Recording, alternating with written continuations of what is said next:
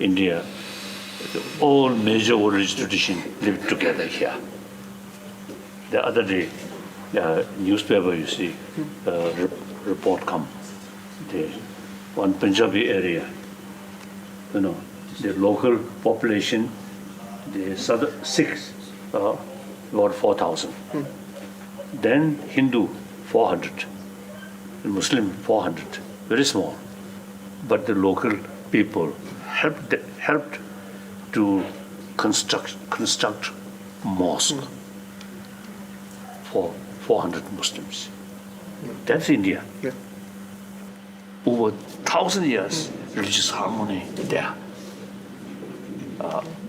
This is really India's greatness. So religious harmony is still there. Now what is lacking? Now education about our emotion and transforming our emotion, not through prayer, but training our own mind. That is unique thing about India.